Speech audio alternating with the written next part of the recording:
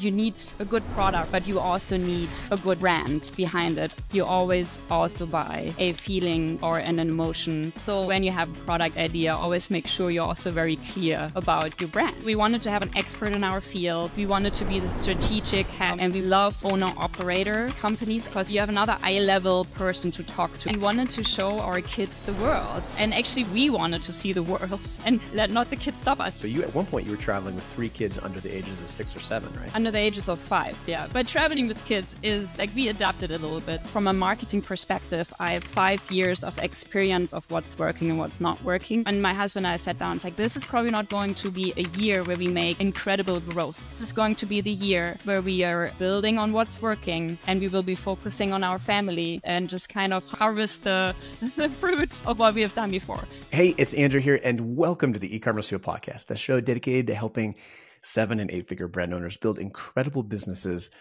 and amazing lives. And I think few guests on the show have probably embodied that tagline, the incredible business, the amazing life side of things, and balanced them as well and prioritized both of them equally, as much as today's guest. That's Antje Pepper. She is the co-founder, along with her husband, James, of KeepGoingFirstAid.com. And I had the chance to meet Antje at ECF Live recently, and just such a wonderful woman, friendly, smart, warm, built this incredible business with her family. She has 4 children, or her and her husband have 4 children. And we get into it in the show, but I mean, they have traveled, she traveled the world for 19 months. Her and her family did, with 3 kids.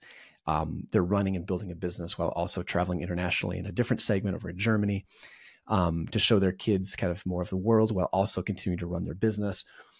It's just super impressive and inspiring what they have been able to build and how they prioritize both business ambition and also a rich life for themselves and their family. I think it's so cool. We talk about her philosophy on not hiring employees and what they do instead, how they differentiate the product that they sell, which is in the first aid kit. But some would consider it a commodity product, but they've done an incredible job of differentiating it and making it unique. They talk about how they've set up their supply chain in this discussion, so that they have complete freedom. And we even get into thoughts on like German versus American culture and the benefits of both. Anyway, wonderful discussion. I so enjoyed it, and I think you will too. And we're gonna get into it right after this. I know the story of, you just moved to Germany. You kind of shared it with at ECF Live and got a taste for it. But for people listening, can you give people a sense of what you're doing with your family, kind of your ties to Germany, why you decided to go there, kind of what you're doing in this super cool year with your family? So to start maybe a little bit further back, I'm German originally, and my husband is American. And we met on a scuba diving trip in New Zealand. So to give you an idea what type of people we are, we like adventure and we like to travel. So we met there. Then a bit later, my husband moved in with me in Germany, and we got married and then moved to the United States. So we always wanted to have a travel lifestyle, and we always wanted to be very open-minded and out about in the world. And we didn't want kids, or we also wanted that with our kids, not having that lifestyle be changed because we have kids, but actually do it with the kids. So we started working together, and then had a company. We sold it. And after we sold it, we took our kids around the world. We had 2 kids at the time.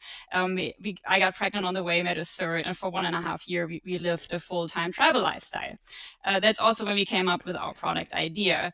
But so there had been 5 years since we came back from this world travel, and COVID happened in between. But we always had this idea of we wanted to do something similar again. We have 4 kids now, and there was an opportunity for us to move everyone to Munich here in Germany for only 1 year.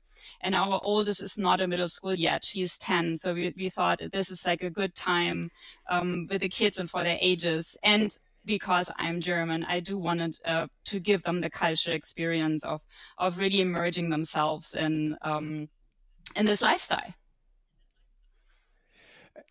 I love the part about you traveling for, obviously Germany's gonna be a great year. And I think it's such a cool thing you're doing. The traveling for 19 months with 2 kids and then coming back with a 3rd kid. so cool that you did that. I think it would intimidate most people. What were, I mean, this is a big question, but what did that year do for you as a family, and what were some of the highlights of those 19 months? So I think the time spent together really is. We wanted to be closer as a family, and we wanted to just experience adventure together. So we did a lot of almost all continents. We didn't make it to Africa, but we went to Australia, New Zealand, we did Asia, we did Europe, and then South America. And we wanted to show our kids the world. And actually, we wanted to see the world and let not the kids stop us. So I think some of the highlights really were, for me, was always Asia, because it's such a different culture. Like even Australia, New Zealand, you're still English speaking. They have dollars. Like it's still very similar. The food, you can always get your French fries. But once you go to Asia, you're really in a different part of the world. And I always loved that. So we did South Korea and Japan, Hong Kong, Taiwan. We couldn't do Southeast Asia because I was pregnant at the time and they had Zika warnings. So we had to stay away from Southeast Asia, which was a pity, but it's just a more so reason to go back one day. So that was for me definitely the highlight, this the food they ate. And we found out that one of our kids, he was 2 at the time, he had more of an Asian palate. Like he was a picky eater, but then he started eating, like he ate bugs and fish and so all sorts of beads and things we didn't know that he liked, but he started eating algae and all these Asian food. We're like, oh, you actually have you have an Asian palate, not a European or American one. So you find out things about your family and your kids that you didn't know.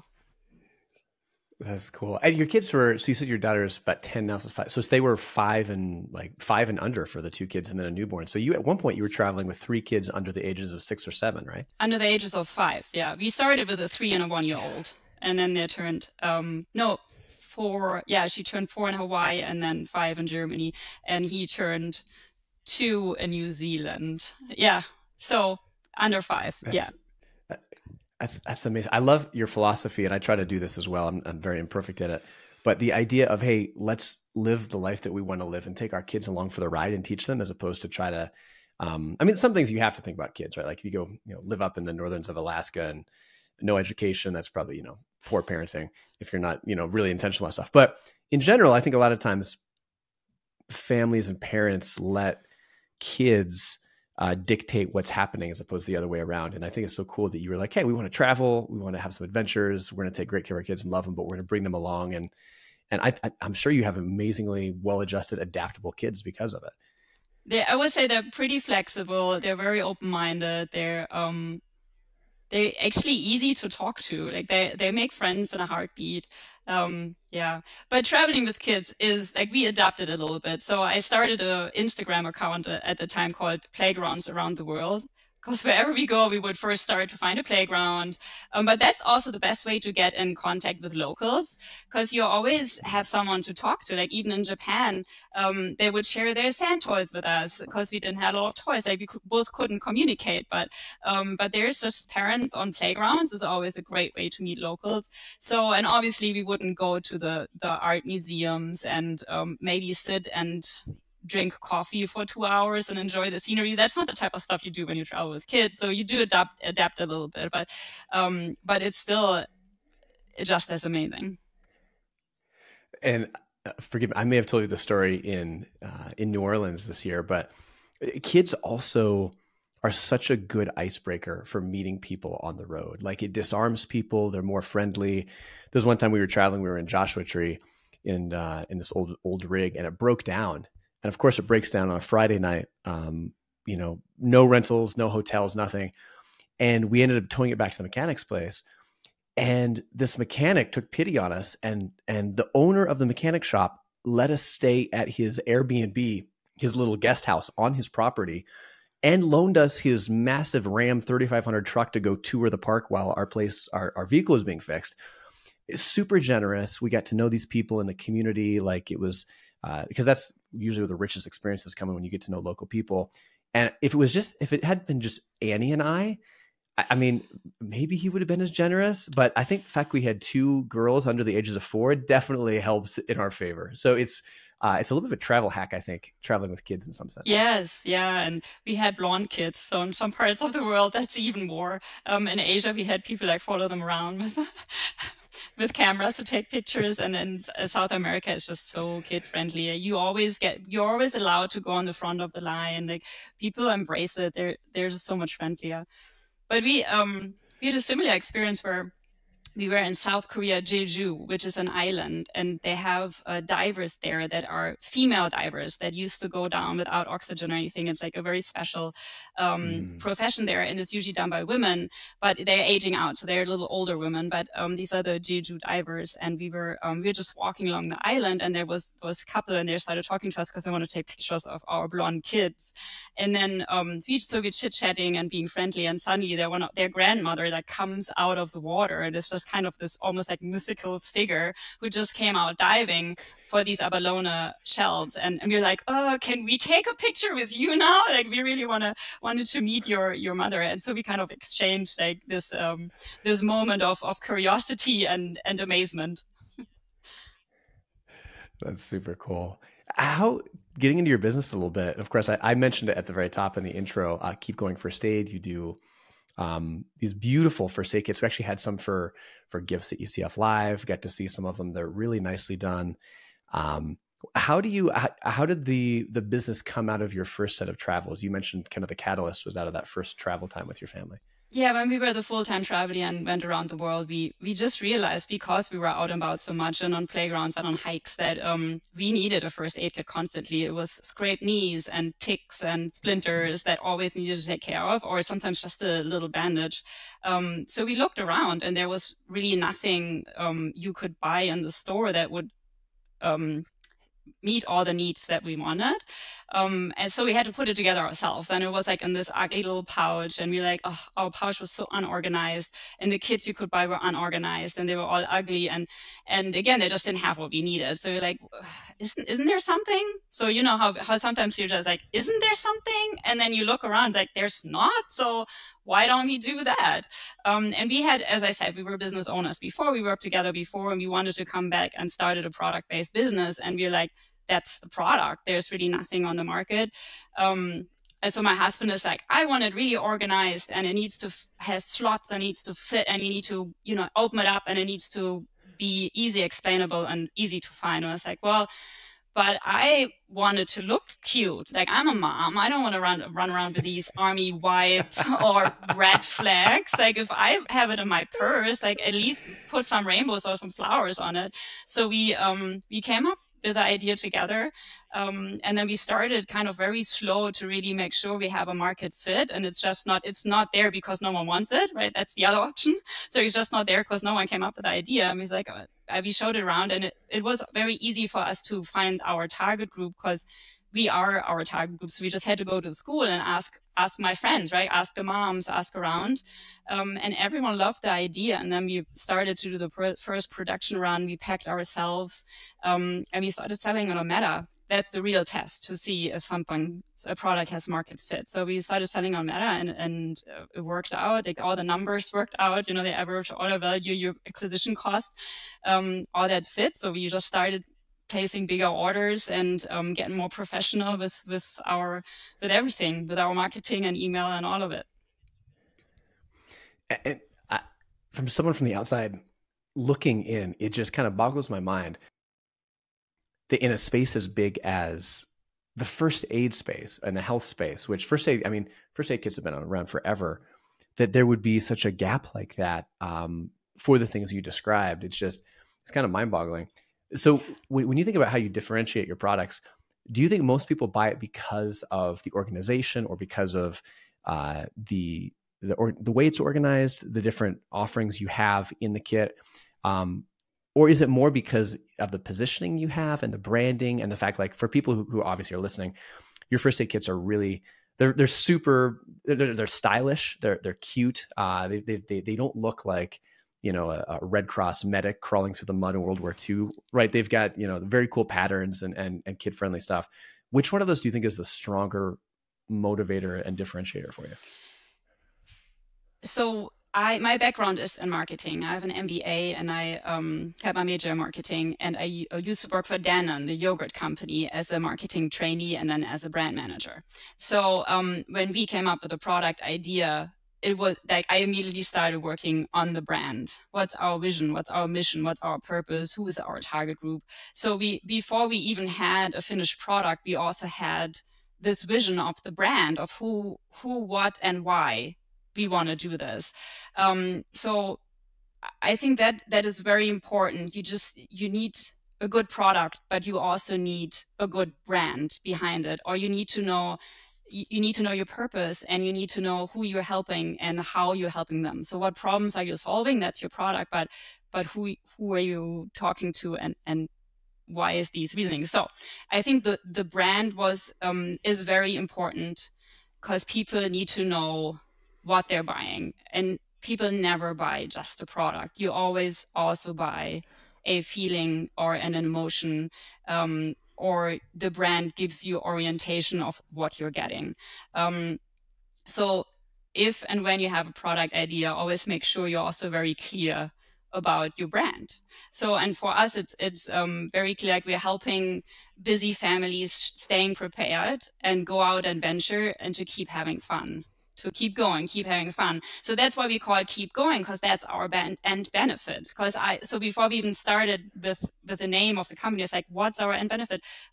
Why do you need this product? And then it's like, well, when your kid falls, they cry, and every parent knows, like, that stops everything. You stop, and your kid cries, you go and you try to help and to solve the problem. So when they have a scraped knee, you go, you give hugs, you clean it out, you treat the problem, and then all you want to do is you want to keep going. So our product, that's why we call it Keep Going First Aid. So I cannot be clear enough about how important a brand is. I remember one where a mom wrote exactly the story why we do what we do. And she said, I have 2 kids. I had one in the carrier and one fell. They won a pumpkin patch. And it was a traumatic experience. And it feels like this mom was just out alone with these 2 kids. And it felt like she was overwhelmed with the situation. She had one kid to take care of, and she had the other one crying. And she said, well, I was so relieved that I had your kid, because I had something I could calm my kid down, I could treat them, I could turn this situation, this traumatic situation around. We added colorful bandages and stickers to the kids. It's like I could patch them up. She deserved her bravery badge, she deserved her sticker, and I'm just so thankful that I had your product with me. So I want to thank you for making this product. And we get a lot of these 5-star reviews where people just say, thank you for making a product that's actually for us moms. Yeah, well, any parent will also know that for at least 2/3 of your kids, just putting like 4 Band-Aids anywhere on a kid will calm them down a little bit. It's like a psychological thing, right? So you can see how that'd be a huge helper. I want to ask you a little bit too about how you work from the road. You're in Germany now. You're not necessarily traveling, hopping around as much as you were before, but you have a really interesting philosophy about your team and employees. And specifically, I think, maybe it's, correct me if I'm wrong, if it's changed, but you took a philosophy of, we don't want to have employees. We're going to focus on working with very small agencies. Anyway, I'd love to hear how you've why you had that philosophy, how it's worked out for you, and if that's still a kind of a cornerstone of how you run your business, working with no employees and just, really specialized agencies that you have great rapport with. Yeah, that's still what we do.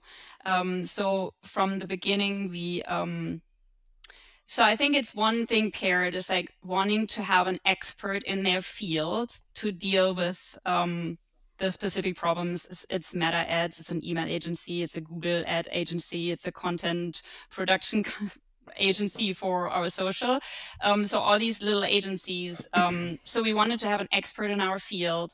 And we didn't want to become the experts. We wanted to hire it out. We wanted to be the strategic head. And I always say we, because my husband and I do it together. We are 50-50 in the company. We're 50-50 with the family. So we really share our personal and our business life 50-50. So which is also important to know, because we have already 2 CEO level employees or people working on the company. So sometimes people say, well, it's just me. Well, we have it a little easier because we're already two like CEO level people working in the company. We only have one employee who is our community manager, and she holds down the fort if something is needed back in the United States. And the rest was, we want experts in their field, and we love owner-operator companies, agencies, because you have another eye-level person to talk to. Like you have someone with experience who loves what they do. They know a lot of other business owners. So we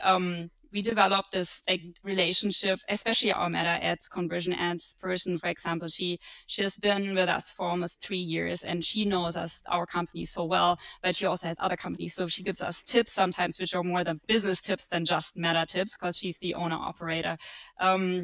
So a few reasons why we enjoy this. First, we are independent. Like we don't have the headache of dealing with HR. And when you go around and ask a mid-sized business owner what their biggest headache is, it's usually HR related. And then we decided to go with agencies, but not with big agencies who do it all, but with a lot of small agencies. And we can do that because, again, we have a very strong brand foundation. So I have a brand book, and we have brand colors, and we have a tone of voice, and so I just give a new person, it's like, this is what we are, this is who we are. And then they can work with that, right? They easily find the tone of voice, they easily find what we stand for, and can convey that. Do you have any other, I feel like in our forums, probably the most common repeated thread is hired an agency, it's not working out, gripes about agencies, and particularly marketing agencies. Marketing is hard in general. I think it's especially hard when you try to outsource it. And I think most people, not most, there's a lot of difficulty in having success with the agency model, which you've made work. And I think you're very hyper-focused. You've got a great brand, like you said, which helps. You're very focused on smaller owner-operator, highly niche agencies, which also helps.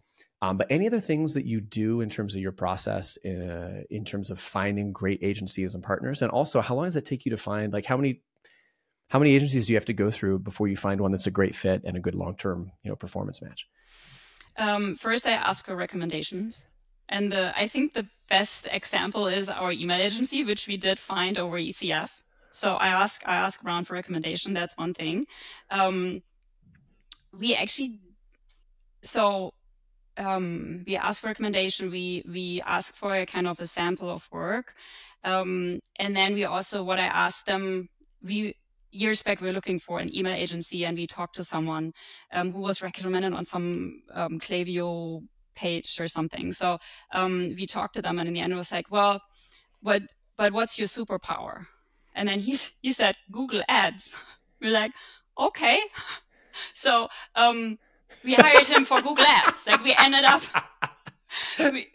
hiring for Google Ads, and he has been doing our Google Ads. So we've never ever had like anyone else doing our Google Ads. So that worked out great. Our conversion ads person, she came from another smaller group of e-com business owners recommendation. So I actually only had one bad experience with big email agency where I had an account manager, and they had a strategist, and they had a copywriter, and it was just too big, and I kept on telling them our tone of voice, and they would just not understand it. So then I went back to our small agency, which I found over ECF, and now it's working nicely. So we got very lucky so far. And I don't know if it's luck or if it's because we are very clear in our expectations, and we are very focused on what we want.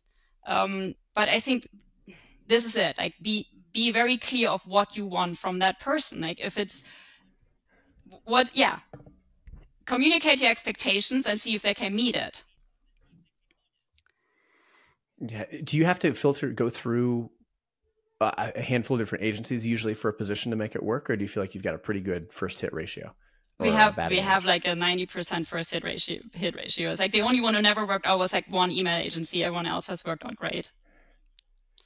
Wow, that's amazing. So kind of going down that rabbit hole a bit further, from a marketing perspective, talk a little bit about what you're doing. And you already mentioned some. You're doing email marketing, you're doing Facebook ads, you're doing Google. I know you're doing Amazon as well. It's something you've launched recently. Talk a little bit about kind of what percentage, where you're seeing the most ROI, what is the hardest right now, what's changed over the year in terms of your marketing, or over the years in terms of your marketing, to give people a sense of, where you get most of the sales and what's most effective. Yeah, so we did start very focused. So we started with a Shopify website like everyone else. We saw success with the easy business model of Meta ads, website.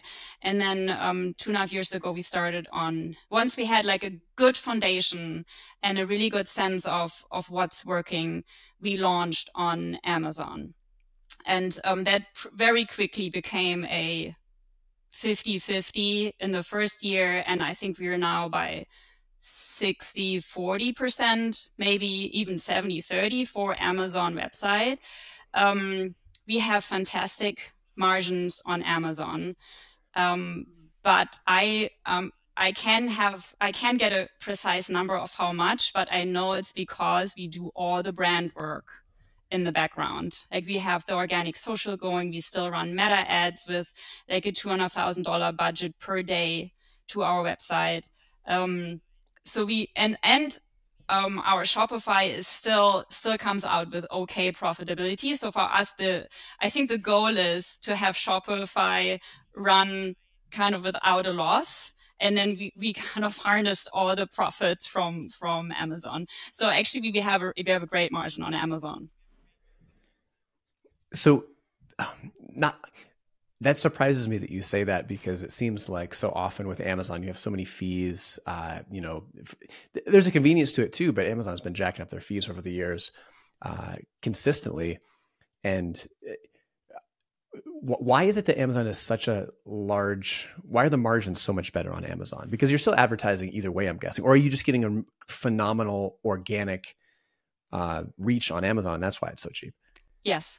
I think what it is that people see us on social, we do a lot of influencer marketing. So I think people just talk a lot about our product. We see a lot of moms like holding it up on their Instagram, and then they go to Amazon and buy it there. So our organic rankings are really good, and pay per click is pretty low, because we just don't have to put we don't have to put so much pressure on it, because people find us. We started working with Amazon influencers too. We get PR articles shared, and people just go see it online somewhere and then go buy it on Amazon. Do you, like so many Amazon products, are you having to deal with people that are knocking your brand off, or even that are making similar brands, adventure first aid kits, and they have very similar designs, and they're, if it's not a knockoff, it's a very, almost, similar knockoff. Has that spread up, and how you've been dealing with that? It started, so the barrier of entry, it's higher for us than for other brands, because it's a complex product. It's we're dealing like with 10 different vendors. We have 130 different items in one kit. It needs to be packed, it needs to be shipped. So it's a little harder for just anyone to copy it, but we do have some Chinese first aid companies who started to copy it. We are still a little bit hesitant on how to deal with it, but we did get in contact with a lawyer, because there is a clear copyright infringement, but we are also still waiting on our patent. We have a patent that's pending, and we think we're going to get it sometime before the end of this year. So I think once we have the patent, it's much easier to go over Amazon brand registry and just kind of try to knock them off. So they're still there on Amazon. So I don't have like the golden bullet on how to deal with it. We're still trying to figure that out. But we did find a lawyer over ECF that has been helpful so far to guide us in the right direction. And what is it that you're getting the patent for? Is it a design patent on the style of the cases? Is it something you can patent? Is it the selection of the products? What is patentable that you're able to get one for? It's a design patent on the bag that we're working on. It's not the outside pattern design, but it's a design patent on the bag. So it's also not super clear, because as soon as you change it enough, they have a way out, but it's at least something. So if anyone in the ECF universe who's listened to this has like some great ideas how we can knock them off Amazon, please reach out. We're always happy to get some advice there. Have you thought about one thing I've thought about a lot? We had I don't know if it's aired now, but we had Bernie on. He did an episode about how to compete with brands, specifically in China. And I do think there's a lot of, it's going to be difficult because there's a lot of brands, a lot of manufacturers that make good things are becoming increasingly sophisticated that can market to Western audiences. But I do think that, let's just use America, for example. There's some select things that people in America are going to feel much more comfortable ordering domestically. So nutritional supplements, anything you put in your body.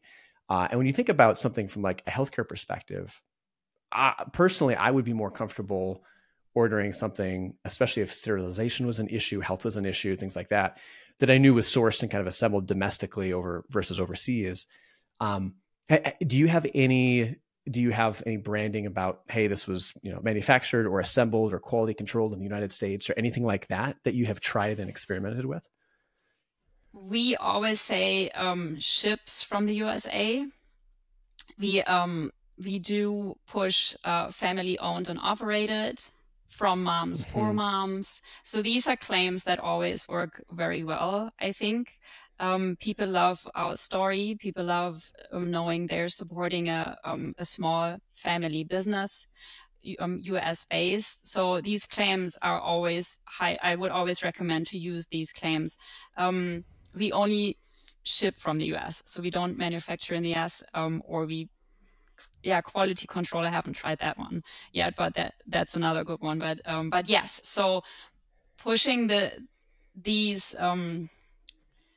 like telling your story and giving your brand a face or a voice, even if it has an accent like mine, it always very, very helpful for sure. People want to identify, or people want to know. Like we get a lot of like feedback of, we love supporting your family and we love your story. So if you should always tell your story as a small business owner. Yeah. How do you do that? I mean, are you on your website? Is it, I'm trying to remember when I was prepping for this, do you detail the whole story of your family on your about us page? Is it a key element in your social marketing where, like, you just moved to Germany with your family? Are you taking, Instagram reels and photos and putting them up? How much of your family's story do you integrate into the marketing? A lot, but not 100%. So I know there are family brands where it's all like, it's their personal diary and they sell bags, and because I love to travel and they just show all the family travel. We are not that extreme, but we do about us. We tell our story. We do once or twice, we do a photo shoot in our backyard where our kids show off the bag. So our kids are all over, like as models, all over our page. And I do try to tell our story whenever I can. And I also try to still write my own copy here and there for email and for social. So I think if you follow closely, you will know our family. We have a very typical picture where in our backyard we sit on a swing and it's all 6 of us. And we take this picture every year and we update all our material with this picture every year. So, and usually around Thanksgiving, I show these pictures like, oh, it has been 5 years. And I show all 5 of these pictures of us on the bench, or I try to relate on the mom to mom level always, like, especially around Christmas, like, isn't this a crazy time of year? Like, take a breath. You remember to enjoy. Like, I put insights in that are, and we call these different content pillars. We especially push on our social. And one is always this personal relationship of, I know what's going on in your life, or this is what's going on in my life.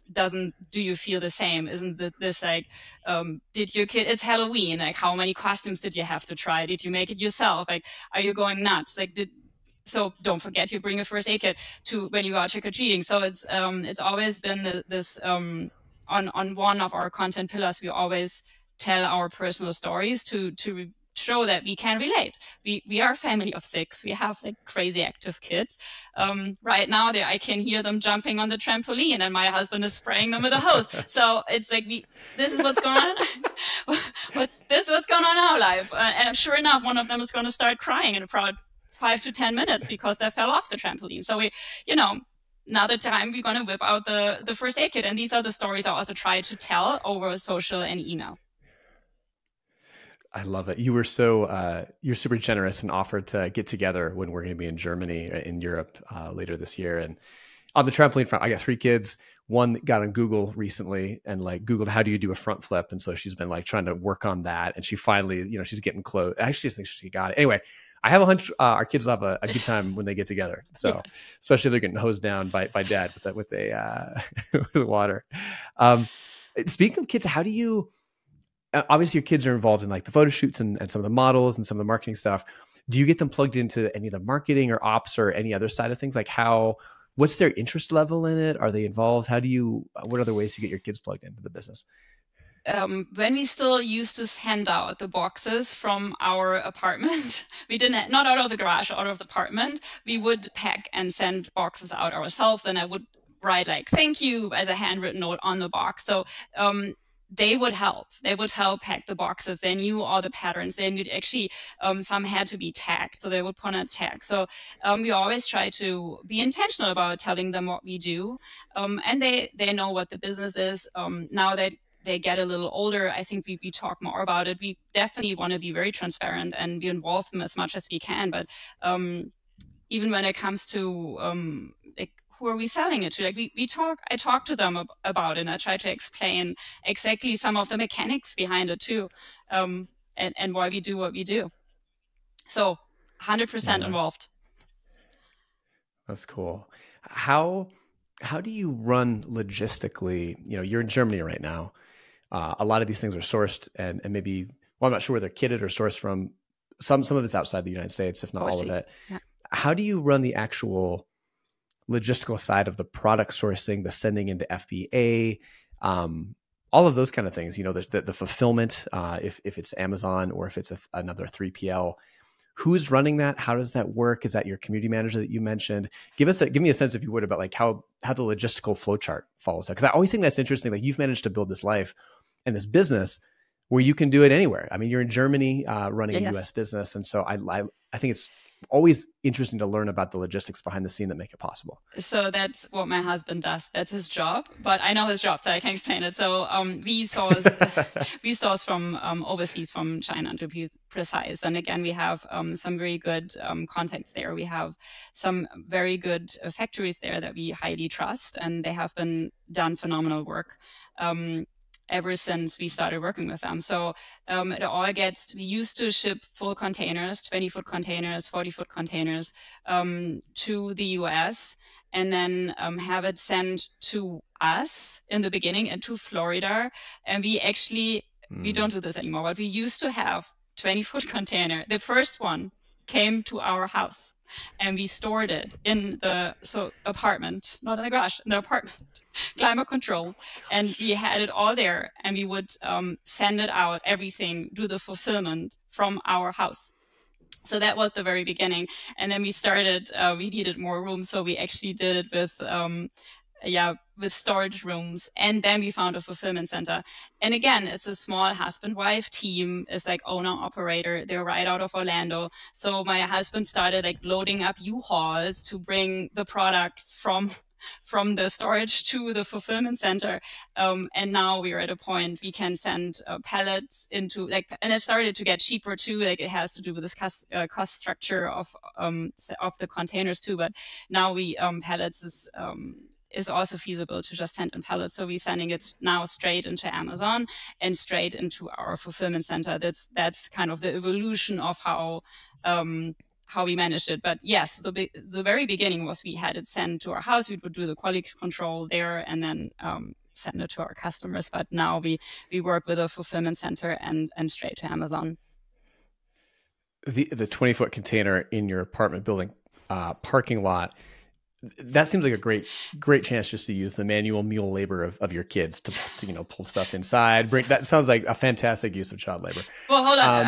We have a house and it came into our driveway and we have a guest apartment where it was stored. So it wasn't it wasn't in a building 5 stories up or something. It was like in Florida flat.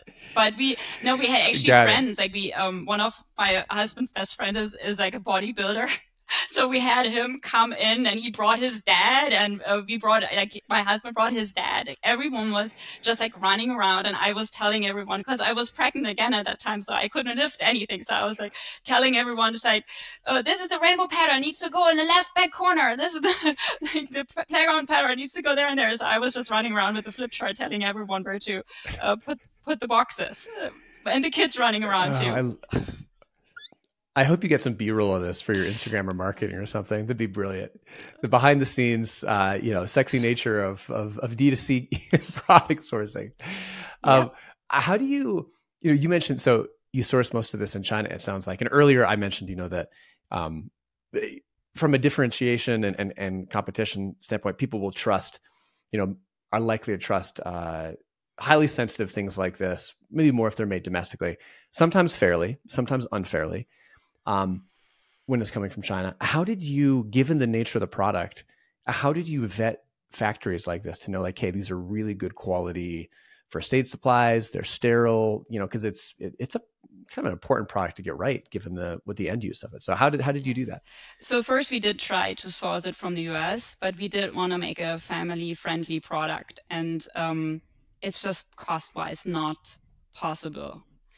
Just the bag would have cost to make $25, and we're selling the product now for $40. I mean, how do you want to fill and pack that? And especially the labor that needs to go into packing. So we checked into made in the USA, but we just decided to go for the affordable route, and then you have to go overseas. So that first, and then we used Alibaba. So this is going to shock you probably a little bit, but we used Alibaba, and they have a little bit of an internal review system on Alibaba, and we reached out and we also looked at who makes already great first aid certified FDA approved first aid products, and we went to those factories and asked them if they can produce for us.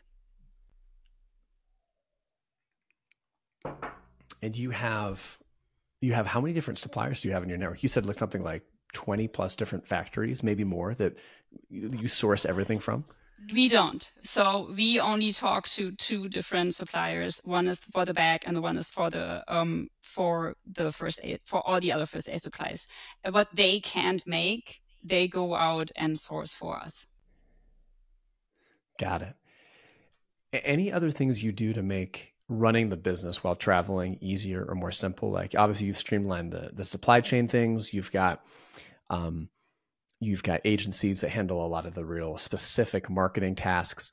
But one thing I found, and it's a little easier given that, like, especially now you're holed up in one location in Germany for a while.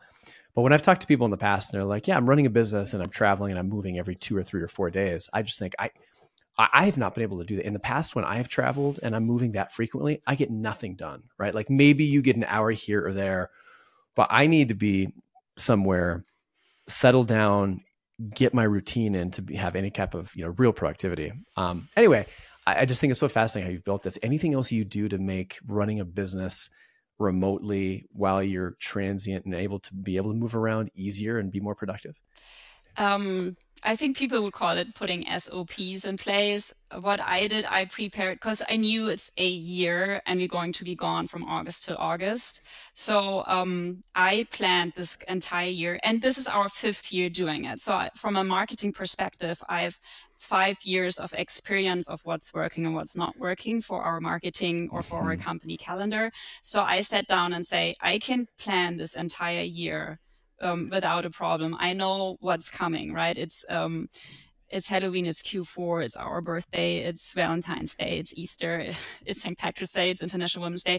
So all these highlights that are important for us, because it's all the family celebrations, right? We are a family brand, we're for family love, so family celebration is important to us. So I know that we are going to talk about even International Women's Day, right? So I sat down and basically planned all the promotions, everything I want to do. I planned ahead, and I'm using the mechanics that had worked last year or the years before. So I said that I very intentionally said, and my husband and I sat down, it's like, this is probably not going to be a year where we make incredible growth or where we launch 5 new products, or we're going to venture out and to start producing diaper bags matching our first aid kits. That this is not the year. This is going to be the year where we are kind of riding the wave of what we've done so far, and we're just building on what's working, and we will be focusing on our family and just kind of harnessing the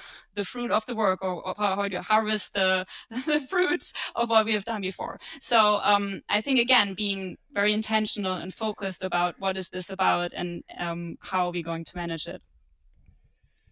Yeah. And last question for you here before we wrap up. You've got such an interesting background. You know, you originally German, live in the United States, built a business in the United States, moved back to Germany with your family for a year. When you think about the two cultures in the two countries, what are the things you're most excited about your family getting in Germany from a cultural perspective, your kids especially, learning, seeing, observing? And what are the things that, when you look at living in America, having come from Germany, you think are unique to that country as well and special to that country? If you could compare and contrast the two countries, I think that'd be really interesting. So what I love about Germany, we talked about this, is definitely the independence the kids get here, the trust the parents give their kids. That is very important to me, that they really get to immerse themselves into this, into the lifestyle of the resilience and the higher independence. What I do love about America is how, in a business standpoint, how this everything is possible feeling, like this positive attitude, this every obstacle is just a challenge to be overcome, like this this can-do attitude, especially when it comes to business owners. I so highly enjoy. It's like you can do anything and people will respect you for it. If you fail and try again, you will be respected. While in Germany, that's a lot more traditional of, also maybe it has to do also with the setup of the country, but it's not as easy to just go out, start a company, be successful. You can do that, but it just seems more difficult to do here than in the US, where it's kind of the land of the opportunities, and that still rings true. Yeah. Well, Antje, congrats on building such a cool brand. I admire so much how you've built it with your husband and your family, and you're able to build a huge part of what I'm trying to do with eCommerceFuel, and increasingly is really advocate for and support people and champion people that are doing exactly what you're doing. They're building like incredible businesses. They're not sacrificing their life. They're doing both in tandem. And I think that's something we need more of in the world. I think it's so cool what you're doing with your family, the experience your kids are having, both from seeing you and your husband run a business to international travel, to being independent. And it's amazing. And I think it's phenomenal what you've built. So congrats on that. And also very much looking forward to hopefully getting to meet up in Germany when we're over there. Thank you for the invite. I think it'll be fun to get our kids together and let them just go bananas. Yeah. But yeah, tell people before we wrap up here, keepgoingfirstaid.com is the website, I believe. Yes. Obviously people have a sense of what you're doing, but give them just a little bit more detail about the types of kits you offer, the different kind of varieties, who they're a great fit for. And so people can, if they're even, thinking about potentially getting one of these, they have a better idea, can go check it out. Yes, so it's pretty simple, actually. We have first aid kit in 3 sizes. It's a super kit that's great for your car. Everyone needs one in their car. We have a medium-sized go kit that's great for the purse, the diaper bag, the hiking backpack. And we have a little mini kit that has a clip-on that goes great for your kids' backpacks, or if you just have a small purse. We are made for families who love to adventure and who love to go out, spend some quality time with their family, mostly outside. So if you know someone, or if you need one yourself, just go on our website and pick your favorite pattern. We are up to 18 patterns now. And even if you don't have any kids, we now have adult kits where you get still the very nice pattern and the great organization, but none of the kids stickers or kids bandages. Was that hard? I mean, it sounds like you have 3 main SKUs, and obviously different patterns and things like that, but those are just variations. Has that been, how important do you think having the simplicity of a smaller SKU catalog has been? And how hard has it been to fight that, what I'm guessing is the temptation to expand into tons of different SKUs? We are very good at focusing. So we work with like when we find something that works, we focus on it. So it's never a temptation to just scuttle around. Like we knew like these are the things that work. What we do is we add different patterns. So we switch out the design. So we have something new to talk about. And we just added this adult kit because, and that was customer feedback. We had just so many people saying, I love the organization. I love what's in it. I just don't have kids. So I don't want these cutesy bandages. I don't want the stickers. In the beginning, we were like, well, just take them out. Like all the bandages fit. I get you. But we were like, okay, well, if that's what you want, then we are going to take out the stickers for you. And we're going to put in like beige bandages, brown bandages for you. And that was like the latest line we added. So I think maybe it's a bit of a superpower for us to really just be very focused on what we know is working. That's cool. So safe to say there's no Ford Raptor massive gunshot trauma wound with tourniquet kit coming to the Keep Going First Aid lineup in the near future. You guys are good at focusing. Yes, that's right. Correct. Yeah. Awesome. But that's a good idea. So maybe one day. Well, not sure that. I think the branding for that would be very different than the because then because I was just thinking about school shootings and it's like no, don't want to go there. Oh yeah, I was thinking more like the survivalist. Hey, we're out. Just Anyway, it's a different discussion. But Antje, thank you so much. This is so fun for coming. Also, thank you for being part of the community. It was so good to meet you at ECF Live. You've been phenomenal in the forums, and you're just a joy to have in our community. So thank you for being a part of it, and congrats on building something really cool for you, for your family, and for the world. So thank you for having me. Thank you for inviting me and building such a great community. It can be so lonely being a business owner. So it's a fantastic way to just talk to like-minded people. So thank you for building a community.